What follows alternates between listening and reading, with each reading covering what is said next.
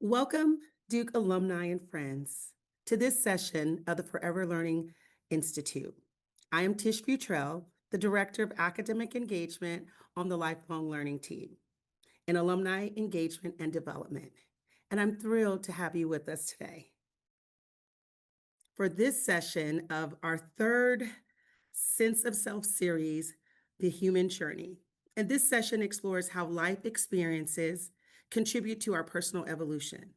We will have time for Q&A at the end, so feel free to drop your questions in the chat as you think of them.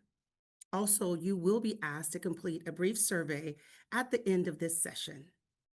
To moderate our program today, we're joined by my colleague, Kent Wicker, and since 2014, Kent has served as the Assistant Director of Duke's Graduate Liberal Studies program, where he advises students, serves on master's committees, and teaches graduate students regularly.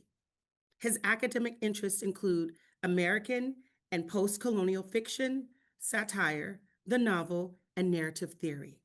He is especially interested in multidisciplinary approaches to embodiment and the lived experience of place.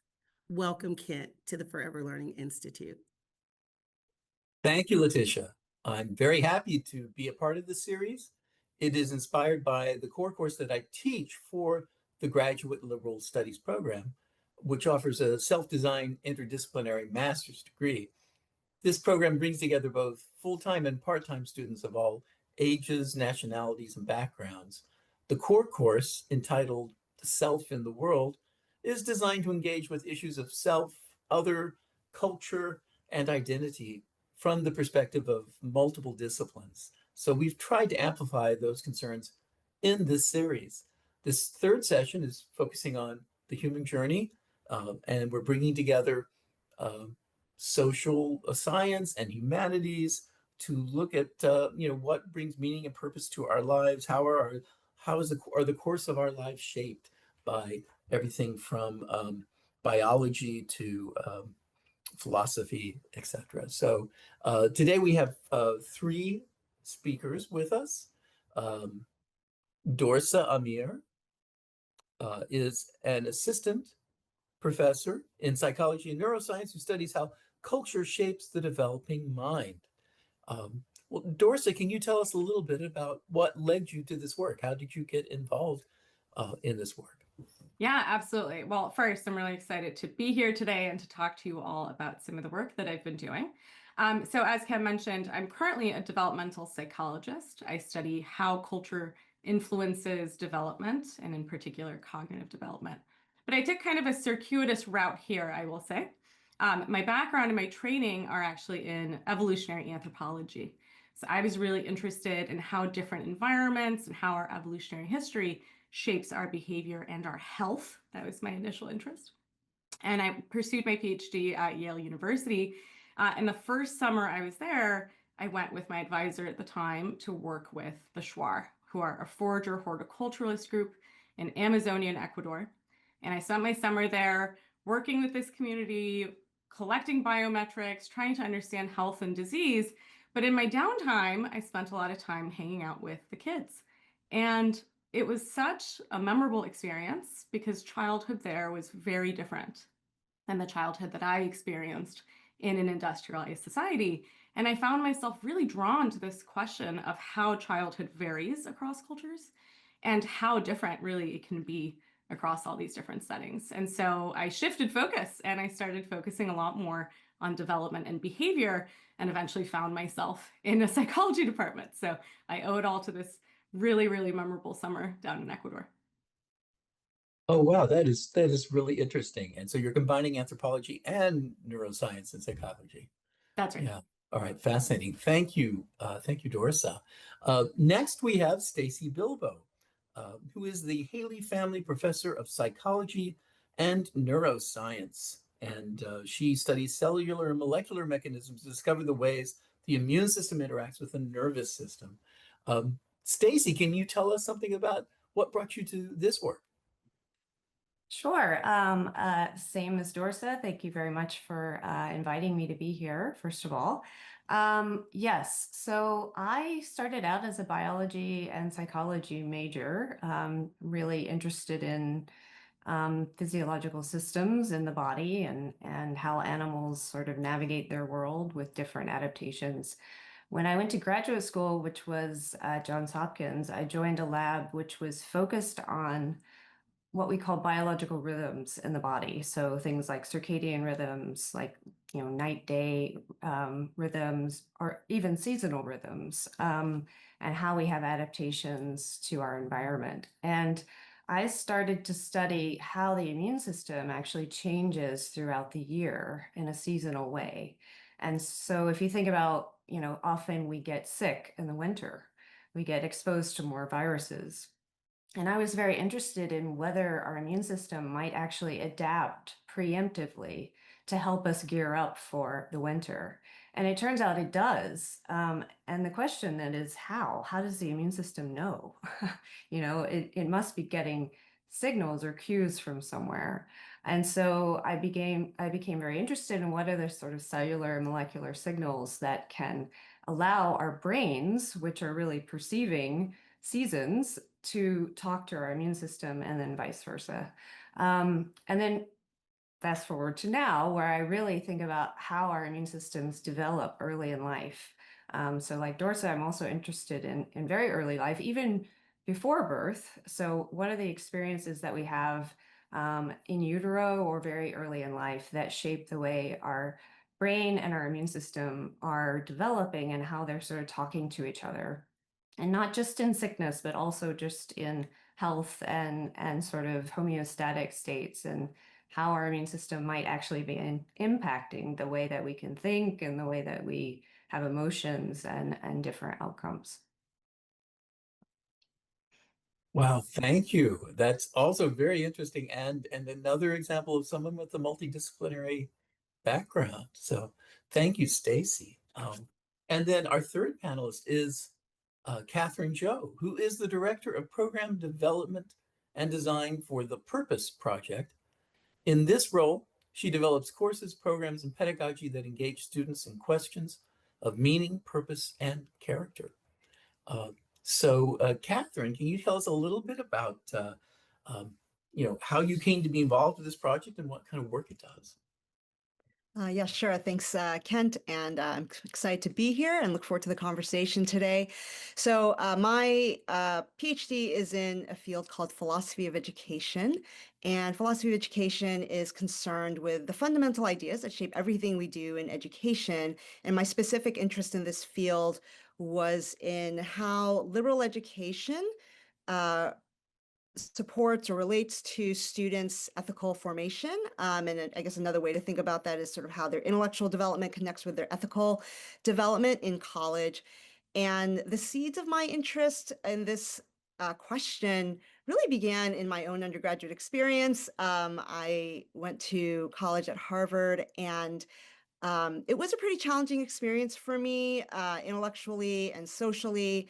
But I suppose really um, what started getting me thinking about sort of what liberal education is about is the feeling I had after I graduated, where I just felt really lost and didn't quite know what my education amounted to, because I felt like I had just jumped through another set of academic hoops. And I really felt like that wasn't what my education was supposed to be. And I stumbled into this field, philosophy of education, in my master's program with this professor who really just changed my life. He taught in a way which made these questions that might be quite abstract really speak to the human experience and help me think about what the role of education in human flourishing is. And so my interest sort of kind of blossomed from there. It was also informed by some years as a career counselor at Columbia, where they are students like Duke in a competitive and intense environment and very focused on their career. And I kind of wondered, how does their liberal education speak to that part of their exploration? It seemed like it didn't really at the time. So I wanted to think about, how does liberal education help students think about what matters and who they are and who they want to become? Thank you, Catherine. That was also very, I love hearing about all these kind of biographical factors that come into one's work. That's really interesting. So now we're going to turn to a little more uh, fulsome discussion with each of our panelists. And so I'll begin with Dorsa. And and so I know that you study a lot of things in a lot of ways. So the first question I just want to ask is, how I know you're interested in how culture shapes the mind. How do we come to study that? How do we measure that? What are your approaches to finding this out? Yeah, great question. Well, that is a very big question. It is the topic of inquiry across half a dozen at least different disciplines. And I think there are even more varied ways of approaching this question. So you could imagine approaching this through more of a qualitative lens, which is perhaps a cultural anthropology and earlier history in anthropology adopted. So this is more living among a community, really taking detailed notes and observations on what you are observing and trying to document some of the patterns that are at play there. Conversely, you could take more of a quantitative approach, which is in fact what I do. I'm an experimental psychologist. And so what I seek to do is to try and figure out how to create a standardized measure of something that we're interested in. A lot of my work pertains to social behavior and cooperation. And then we take that same sort of standardized task across different sites, and we try to figure out what are some of the convergences and divergences in how people approach that same task across different places. And of course, there's an interaction between those two methods as well. So there's a lot of fertile ground in between, but that's kind of how I approach it. And in the past, I've described these as being kind of what I call depth and breadth approaches. So you can really get detailed information in one setting, dig down into within community, even within family variation, and you could do this more breadth approach where you go across as opposed to below. And so I think that there are lots of diverse ways to answer this same question, but I have found my calling in the experimental and quantitative world. So can you give me an example of like how in this experimental quantitative mode you would go about finding out something about how culture shapes the mind? Yeah, absolutely. So I'll speak a little bit about some of my own work on cooperation. A longstanding question in the evolution of cooperation is to how to get it off the ground and how to stabilize it. It's very difficult in many cases to defer benefits, to take other people's interests into account, to pay costs for other people's benefits, even though those are things that end up being really successful strategies in the long run if everyone does it. And so what culture has done is create what we call norms. And so these norms vary a lot across societies, but they're essentially rules, either explicit or not, that govern our behavior.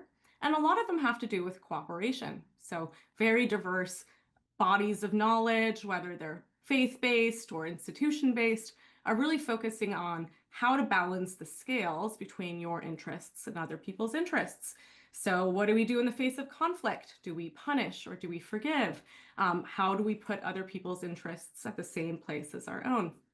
And what I'm really curious about is how children learn all these really complex norms that govern social behavior and how these norms themselves vary across cultures.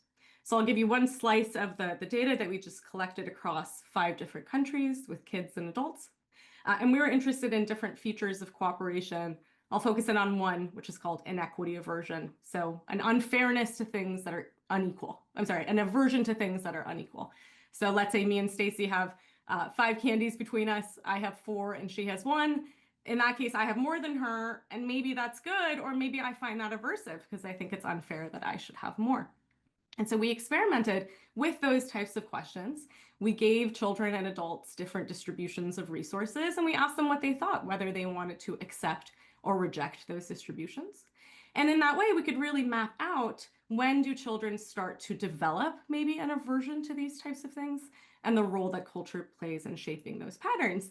And what we find is that this scenario that I just described, where you think it's unfair to have more than someone else, is very culturally specific. So in some societies, that's not considered bad or unjust to accept a distribution like that. And in fact, they would say, well, that's just what happened. You have more, accept it. What are you going to do? Throw it away? And so there are very different norms actually across cultures about how to respond to cases of inequity in that case. And what we find is that in younger ages, around the age of 5, children tend to be more self-interested. So they will accept that distribution hands down every time. But as they get into this period of middle childhood, which we know is a really key period for moral development, they start to become increasingly sensitive to what the right thing is. And of course, the right thing varies depending on what culture you are. So we find interesting consistencies in the timing of the process, where around this period of time, they start really developing sensitivity to what they should be doing. And interesting divergence, where what seems to be guiding their behavior is what the adults in each community are saying is the right thing to do. So just a little peek into the way you could answer some of these questions. Yeah, thank you. That definitely gives us a sense of like how you arrive at those understandings. Well, you're talking about childhood, and I know childhood is something you've studied cross-culturally. You mentioned this just a moment ago. Um, how has your understanding of what childhood is, how has that changed from your experiences and your research? Yeah, that is a great question. It's one I think about and write about a lot. So I think when I first approached this question, I was adopting more of this traditional view of children as pre-adults, adults in the making. Childhood is time to explore and play in low stakes ways and figure out the stuff that makes you successful as an adult. And I've really reformed that view, I will say. So I think there is a tendency to take on this view of children as pre-adults. But what that does in some way is almost rob them of their agency and personhood in childhood. So they are human beings, they're on this planet the same time as you are, they're entitled to things, they have rights, they have agency. And they are honestly a lot more sophisticated and capable than I think, especially in this culture, we consider them to be. And so this is something, as a parent now myself, I have 3 kids. And as a scientist who studies development, especially across cultures, I've really come to see this as something that we can improve on, especially seeing how childhood and children are treated in other societies. So in particular, I work in small scale societies, so societies of hunter-gatherers or pastoralists, who are really just living very different life ways than we are in these industrialized settings. And I think children in a lot of those settings, which are more similar perhaps to the types of settings that our species inhabited for most of our history, there's a lot of agency in childhood. So children are deciding what to do with their day. They are spending most of their time with other kids, not always directly supervised. They don't have to appeal to an adult to help them achieve the things that they want. They just go out in the world and they do it themselves. And I do see that as something that's very empowering, but also extremely important for social development. And I do think that that's something that is definitely receding in industrialized societies as children being the decision makers of their own lives. A lot of their lives and schedules and agendas are set by us, increasingly so. So that's something I feel very passionate about and something that I think both personally and professionally I've arrived at. Thank you. That you give me new perspectives on how we think about childhood and development in general, in terms of culture. And I think we got time for like one last question. And what I want to throw at you is, do you have any thoughts on how social cognition or cognitive development in general vary across cultures? Is there anything we know about the structure of the human mind that is consistent across cultures? Yeah, that is a great question too. So I teach a course on the psychology of cooperation. And what I really want to highlight is that a lot of our social cognitive abilities in the human species, as compared to other species, deals with social cognition. It is unbelievably important to our survival and our day-to-day lives. And it's really something that takes up a lot of bandwidth on a day-to-day basis. If you just think about the thousands of really complicated social decisions and inferences you're making at every given point, how long you're looking into someone's eyes, how long you're speaking, how close you're standing, people's reputations. It's unbelievable, the orchestra, the symphony of social cognition that's playing out every single day. And so it really is a key feature of cognitive development is understanding the social world. And we know from a lot of work, both comparative work, so comparing humans to non-human animals, and infant studies, so thinking about what kinds of cognitive capacities children have before they're linguistic or really these fully fledged cultural beings. And of course, with the work that I do, this cross-cultural work, there are a tremendous number of convergences, I would say, and similarities in social development. And in fact, I would even say that we are much more alike than we are different in many, many ways. So a lot of things develop very early on everywhere. So things like literally from the moment a child opens their eyes as a newborn, they have a preference for faces. They have a preference for direct gaze as opposed to averted gaze from the first moments of life. And so these are really early onset and very important features of our cognition. And they just get more sophisticated. So understanding emotions, understanding that other people have minds and beliefs, understanding that those beliefs might differ from your own and from the reality of the world. These are all things that seem to be both human unique and developing pretty much consistently across different cultures. Typically, the type of things that are being input by culture are things like language, so the actual structure of the language, the words that you use, things like social and cultural norms, how you behave, the rules that govern behavior. So a lot of these, what we would call higher order things, are things that culture is filling in.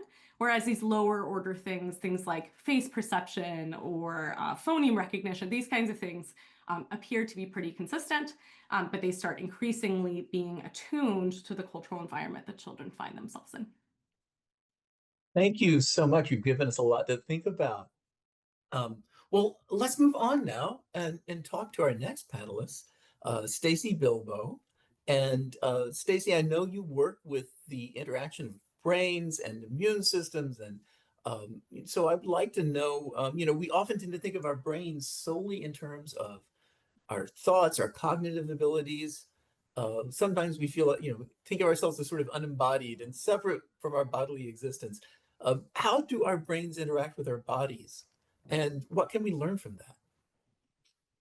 Yeah, so for a very, very long time in the field of biology and neuroscience, we really did think about the nervous system as being kind of cut off from the other systems in the body, especially the immune system. We thought if the immune system was in the brain, this is a very bad thing. Only bad things are happening. We've really profoundly revised our sort of definition of this in the last couple decades. And we know now that there are many immune cells that live in the brain or live right around the borders of the brain, and that there are all these signaling mechanisms between the body, so all of the organs of the body, and the brain, and that the immune system is basically constantly talking to our brain, and our brain is constantly talking to our immune system, which I find absolutely fascinating because everybody can identify with what it feels like to be sick, right? It's actually a sort of a constellation of feelings like lethargy and social withdrawal and all these things that even depression maybe.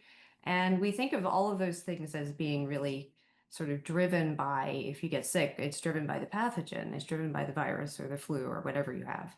But it turns out that it's actually your own immune system doing that to you, making you feel so terrible.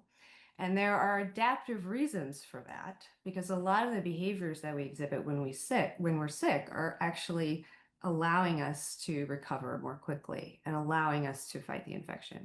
And I only bring that up because it just emphasizes the profound impact that things happening in our bodies and in our immune system can profoundly impact our brains.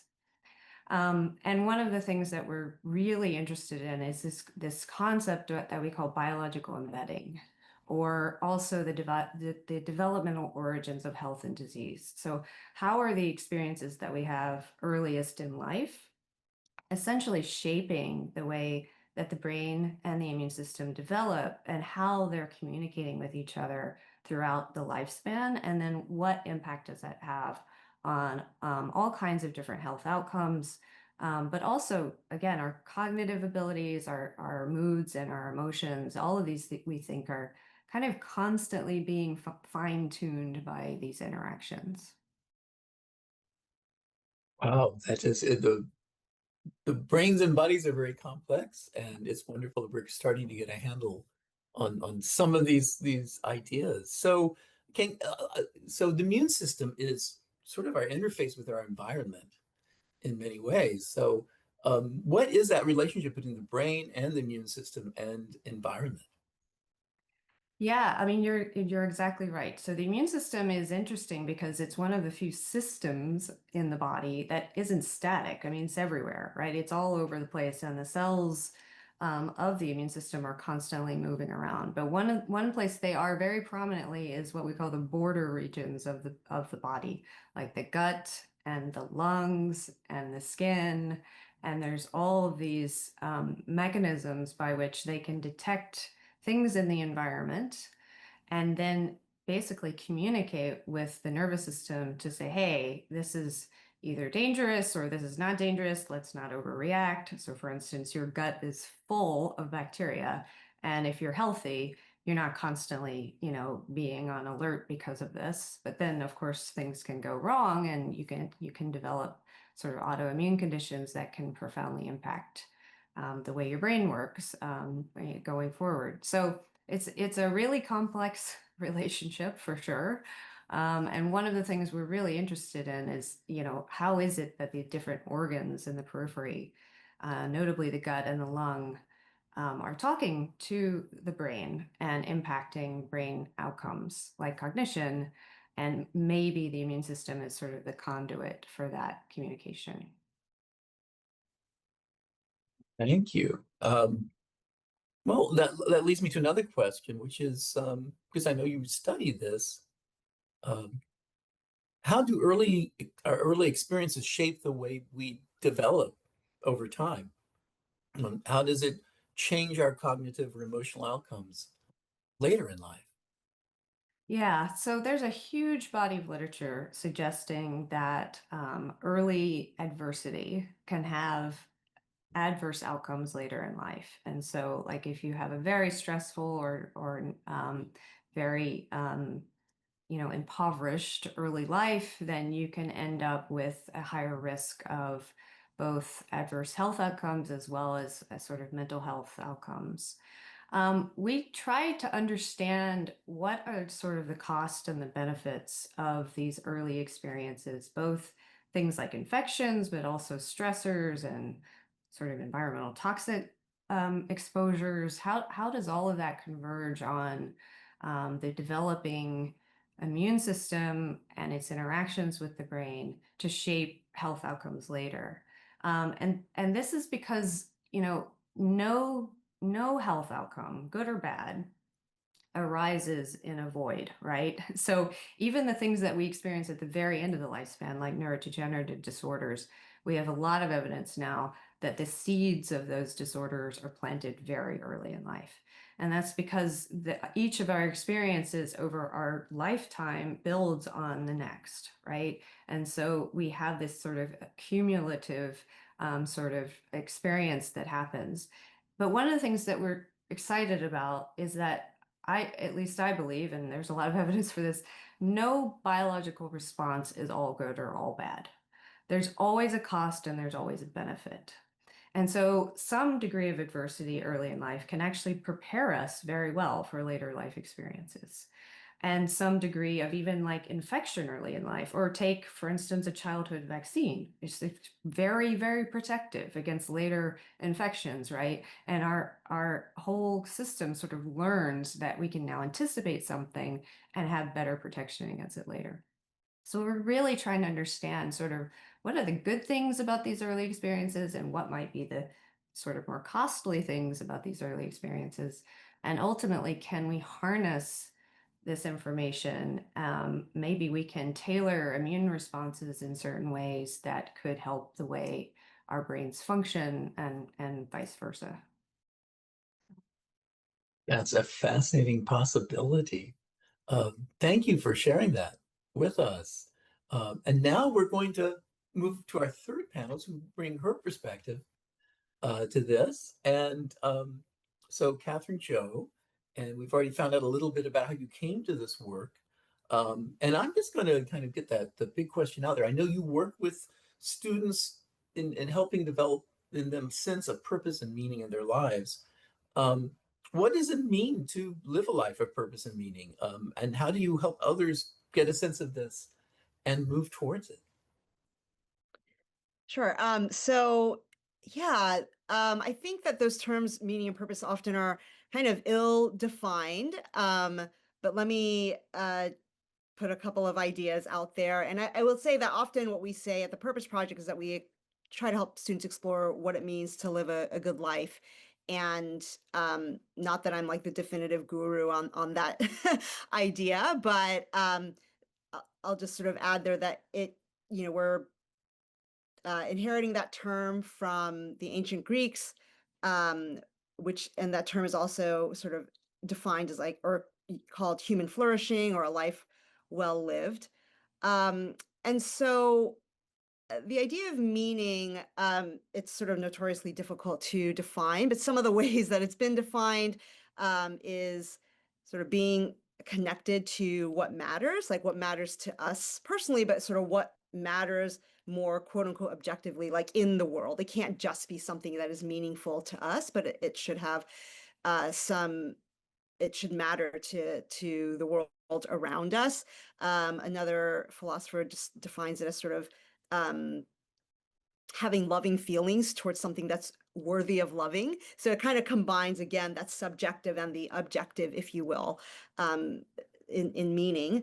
And then purpose is, I think, a subset or like sort of a component of meaning. And purpose really has to do with being committed to achieving something that is both fulfilling to oneself, but also is contributing to something larger than ourselves. So again, it's not just any old goal, just if it's, just wanting to complete a marathon just for your own sense of achievement, that doesn't quite amount to purpose. Now, perhaps running serves some broader goal, that you think serves humanity in some ways, then it could amount to purpose. So those are kind of the ideas that we're working with. And the way that we are engaging students in this idea or these ideas is that many Duke students, and not just Duke, but perhaps at elite schools, among highly educated people in general, we tend to prioritize and pursue achievement, career success, happiness in terms of feeling good and individual sort of fulfillment of our individual desires. And so a lot of what philosophical and religious thinkers over the ages and social science research on this question of what it means to live a good life and live a life of meaning and purpose tells us that more than external markers of achievement, we need to cultivate our inner life and good habits of character, like courage, generosity, and self-control. More than career success, we need to develop close friendships and community, people that can walk alongside us throughout our lives. So there's this a researcher at Harvard named Robert Waldinger, who has done the longest longitudinal study on the good life. And he's interviewed, I think it's men because that's the original subject group that he started with, but just for decades. And, all at the end are talking about the friendships and the community that they've had throughout their lives as what has been most important for their own sense of like well-being and having lived well. And then sort of more than happiness and feeling good, we need to be involved in meaningful pursuits, which are those that, again, not only make us feel fulfilled, but truly matter. And sometimes what helps us clarify what truly matters is suffering, so it's not all about feeling good. And Staci just said sometimes experience of adversity early on, right, are helpful for preparing us for later experiences in life. And I think just another element that we talk about with students is, students are often very busy and are completely occupied by their work. It's not just students, again, it's kind of a lot of us at Duke, and those who are highly educated, but we also need time for leisure, right? To just be still and to reflect. And so a lot of what we do with students is we have them read things about these different ideas that challenge their typical notions of what it means to live a good life. And we're really just trying to engage them in regular reflection and conversation with each other, because that's the way we come to see ourselves clearly and grow. So we would encourage everybody to take the time to regularly reflect on these kinds of questions, which often there isn't a lot of time and space for. Thank you. Thank you for that. Is there we've been talking about development, human development so far. So the students you're working with are undergraduates mainly, and so is there a way you tailor your message to that group that you might do differently than with some other group? Yeah, let me just say we don't have like a definitive message that we're telling them, but really we're trying to get them to sort of explore these ideas and form their own views because, so students, I guess, traditional college students who are 18 to 22 years old, fall within this larger kind of developmental stage that many psychologists are calling emerging adulthood. That applies to 18 to 29-year-olds in industrialized countries. So in these countries, a lot of, like in the culture, a lot of the more traditional structures that have guided a young person's path in their lives, those have sort of fallen to the wayside as we've modernized.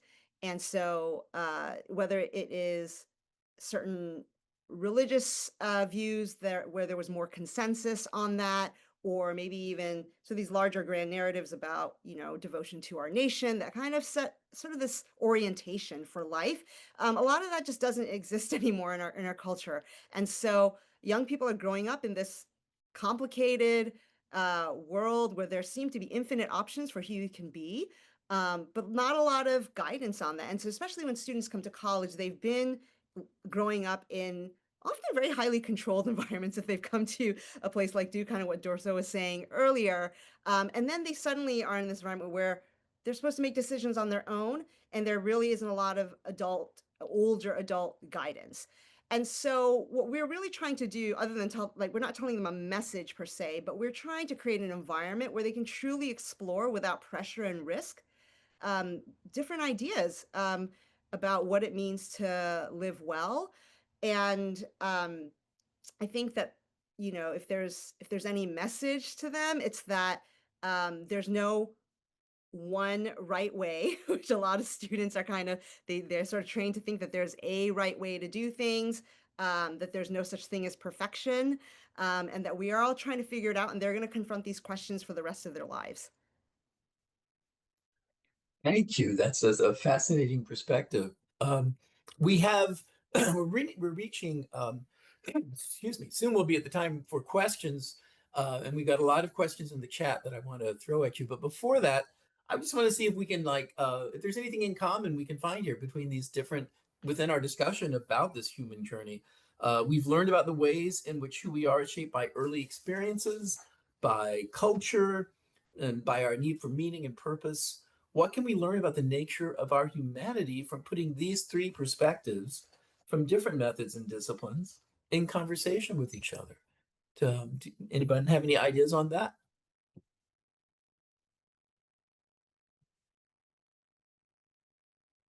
I'll just hop in with one thing that came to mind as Staci was speaking about, just the way that our brains and our bodies are connected.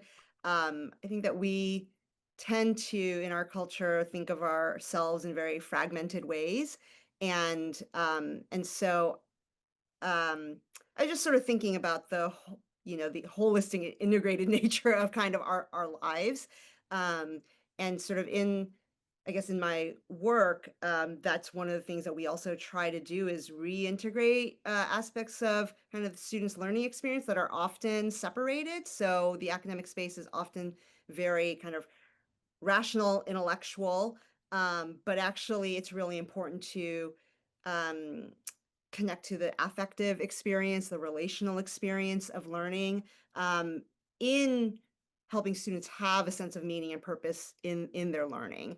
So it's, and even sort of the embodied experience of learning as well. So that's just sort of one thing that I thought of as Staci was speaking. Yeah, I'll chime in as well. I think when I was listening to Dorsa talk about social cognition, so we think a lot about social interactions in the work that we do because it's one of the most profound impacts on the immune system. And if you look at like survival from chronic diseases like cancer or HIV, it's one of the most important is having good social support. And you might think, well, how do you study something so wishy-washy? You know, if you think about what, you know, what is that? But when you look at the biology, it is really fascinating. So everybody's familiar with dopamine as being, you know, sort of the reward neurotransmitter of the brain. It turns out there's dopamine receptors all over immune cells. And so when you release dopamine in response to a social interaction, for instance, you also basically mobilize your immune system. And now there's all kinds of interactions there. And so, and it goes the other way too. So when you get sick, you go into this social withdrawal mode, which is probably evolved as a means to protect your kin, right? Protect your tribe, basically. And so there's just all of these interactions between social behavior, support, and all of these things between these types of interactions. Funny enough, I was going to make a comment about Katherine's wonderful. So we've gone full circle here, but you know, I was hearing a lot about purpose, and you know, psychology interfaces with philosophy quite a lot, and there's this idea, and that a lot of these things that comprise purpose are really about social connectedness, helping other people. A lot of the world's religions and philosophical practices are focused on things like gratitude, on cooperation, on pro-sociality, on forgiveness, these pro-social emotions. And going back to what we were saying before, you know, we're extremely social beings. And so we derive a tremendous amount, I think, of our sense of identity and purpose from our relations with other people, which of course has biological implications as well, as Staci is saying. And there's really, you know, going back to this idea of convergence and divergence across cultures, there is quite a lot of convergence on these, what we would call moral matters, about things that reduce conflict, about things that increase gratitude, because I think through all these different mechanisms and different cultural histories, a lot of people have converged upon these things that I think Katherine is identifying as being core to what really brings meaning and purpose and identity to people. So I think that's kind of an interesting perspective on very similar topics. Thank you, Dorsa, Staci, and Katherine. This has been a fascinating discussion. Now, excuse me, I'm going to take some questions out of the chat here. There's a lot of them. We probably won't be able to get to all of them, but we'll get to some of them. Let's see. This one is for Dr. Amir. Thinking about how religion impacts our sense of meaning and purpose, and good and bad, in your cross-cultural experiences, have you studied how religion impacts those environments? Yeah, absolutely. So religion is one of the things, supernatural beliefs more generally are pretty much found in every human society that's ever been surveyed. It serves a really important function. So there are a number of things that religious practices and institutions do. Number one is they help converge norms. So if we all agree, for instance, that we have this collective norm of, let's say, forgiveness, and we all expect that from other people, then we can really coordinate our behavior and actions into a more cohesive whole. Of course, this is a double-edged sword, because what this means when you add all these group implications when it comes to things like identities, usually what you mean is cohesion with the in-group and perhaps not so much cohesion with the out-group. So it does help to bring people together like many other groups do, but it also can sow discord between opposing groups. Now, the content of religious doctrine is also really interesting, and I think has a lot of implications for how people live their lives and make decisions. There's a really interesting line of inquiry about how concerned the religious beings in a certain culture are with an individual's morality. So this is sometimes known as the big gods hypothesis, which is this idea that when you go back to these smaller scale societies, even like ancient Rome, the religious deities are kind of unconcerned with human affairs. They're kind of there if you're traveling, you're in childbirth, you know, appeal to them for certain conditions, but it's not necessarily that they're concerned about your morality and intentions and beliefs per se. And there's an interesting hypothesis that as population sizes got larger, as the problem of coordination and cooperation became even more difficult to figure out, you start getting a lot of things, both formal and informal institutions, caring a lot about your morality. So what are your inner thoughts? What were your intentions and desires? Even if the outcome was good, this idea that that's also being monitored in some way, the argument goes, helped increase cohesion and cooperation because you really sought both internally and externally to align yourself with whatever the normative models were. So there's a lot, I think, that we could go on for an entire class about the role of religion in people's development and lives, but I think there are a lot of really interesting elements that probably inform our everyday experiences. Thank you. Dr. Bilbo, are there studies on the immune system-brain interaction? Whoops, that's the wrong, hang on a second. I want to get this one first. We'll see if we have time for that. How do environmental adversities like racism, misogyny, xenophobia, homophobia, etc., affect our immune systems? Do you know anything about that? Yeah, so this is a growing area of research for sure. This idea that this is kind of what I was referring to previously, this sort of idea of biological embedding is how we get things under the skin, if you will, and how we sort of embody those things going forward. There's now a lot of evidence that systemic racism, discrimination, sort of everyday hostility, like maybe subthreshold, but it's there, can have adverse consequences on health. One of the reasons is because if you have a constant activation of your stress response, which is essentially what these experiences do, stress hormones like cortisol have a profound impact on the immune system. In the short term, cortisol is actually immune mobilizing and really beneficial for the immune system. But in the long term, when you're experiencing things sort of maybe day after day or week after week, it can basically lead to immune exhaustion. And then you have decreased defense against infections, you have decreased defense against diseases. And we don't entirely understand like how that switch occurs, but we definitely know that, as I just mentioned, like our brains are tuned really sharply to try to understand social information and the types of experiences that are being directed at us. And there's a good reason for that, because again, if you're in a situation where you might want to ramp up your immune system is really tuned to these signals. And I always say, in fact, you cannot have a stress response without having an immune response, and vice versa. You can't have an immune response without having a stress response. So stress isn't bad. It's a very adaptive thing.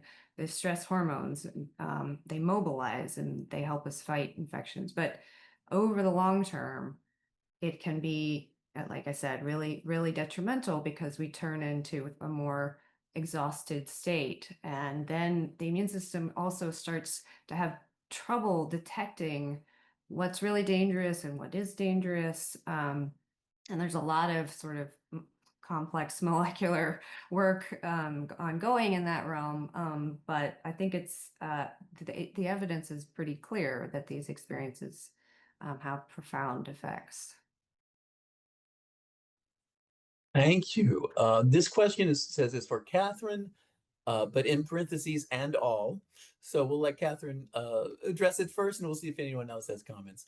Interested in hearing your comments regarding lifelong learning, finding value and self identity through learning over a lifetime. Do you have any thoughts on that, Katherine?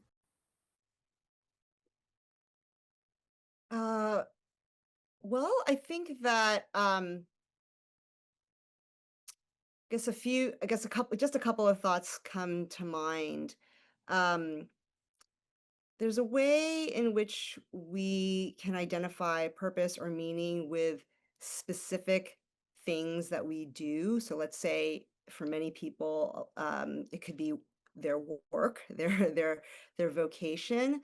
But I think that it's helpful to think beyond a specific role or activity and more broadly about like, what do you care about? Like, what brings you joy, right? What are the strengths that and what do you kind of offer? What can you offer the world, right?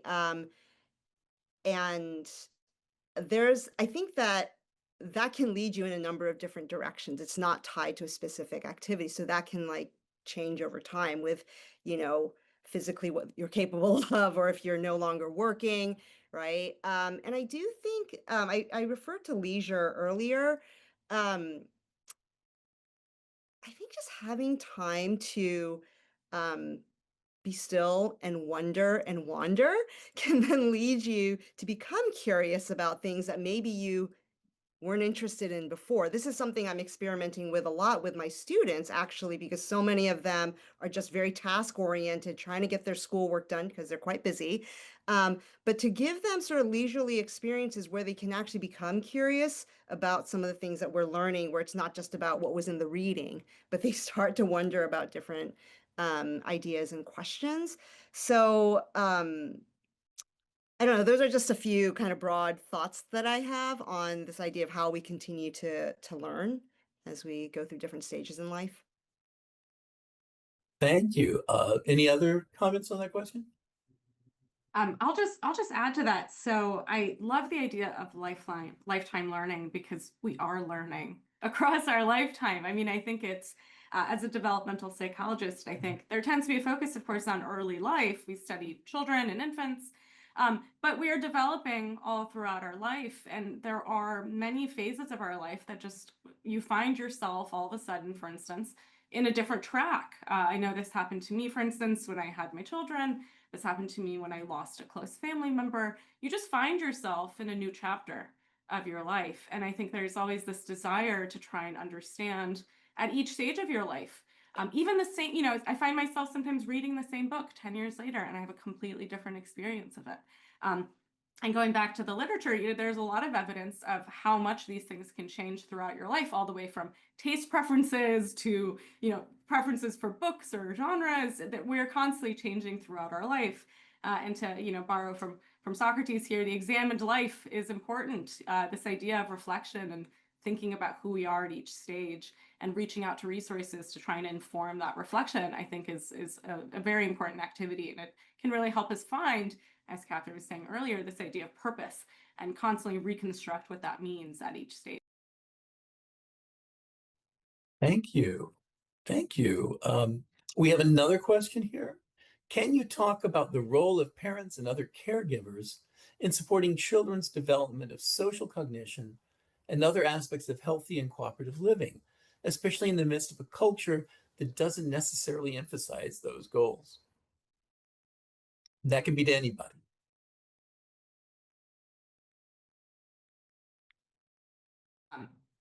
I can start us off, although I've been talking a lot. So the role of parents in development is really interesting. Very, very quickly shifting landscape, actually. So even the word parent wasn't a verb really until the 1950s. It was a noun. You were a parent, and now you parent as a verb.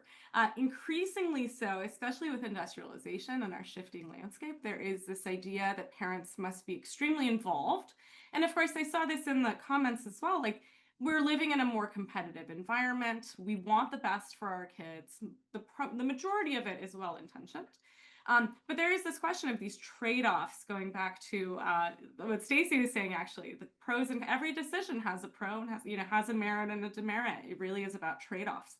So when you do a lot of hands-on parenting, for instance, you can really shape what your children are focusing on and what they're spending their time doing. But perhaps that comes at the cost of them figuring out themselves what they want to be doing and how they feel across different environments. And integrating another one of the comments in the chat, this becomes, I think, very apparent, especially in this transition to college, which I'm sure Katherine can speak about. But you're often going from a very structured and perhaps adult-controlled social environment to just nothing. I mean, you're just out living on your own all of a sudden, and it's not quite as gradual, perhaps, as it has been in the past, because I think, well, a lot of things are changing, of course. And, you know, I grew up in the 90s. I'm sure some of you remember your own childhoods were very different than the childhoods I think most kids are experiencing today, especially as it pertains to things like autonomy and independence, where there is a lot more parental involvement, increasingly so and globally so, in children's lives. Again, there's pros and cons to that, but I think there's an interesting discussion to be had there about what we want to choose to do and what that means for the developing child. Thank you. We have about a minute left. Are there any more responses to that? I'll just quickly add, I mean, just this idea of, yeah, allowing young people to have unstructured time, I think is really important because we find that Duke students don't know how to spend their unstructured time, and that we actually sometimes have to assign, like we literally assign them to do nothing sometimes for like an hour to learn how to have unstructured time, or, you know, allowing them to fail earlier on because sometimes they struggle with that. So I just think that, yeah, perhaps not cultivating their lives too much towards certain goals so that they can kind of, yeah, develop that agency, that sense of efficacy, yeah, in the face of various things in life. Well, thank all of you. This has just been a really fascinating session coming together from so many different, we brought a richness from so many different fields. And I think it is, I've heard that it's time for us to wrap up now. And so thank you for an interesting hour, and thank the audience too for the questions and for being here with us virtually today. Thank you, Dorsa, Staci, Katherine, and Kent, for a rich and great discussion, and to our audience for joining us. Thank you.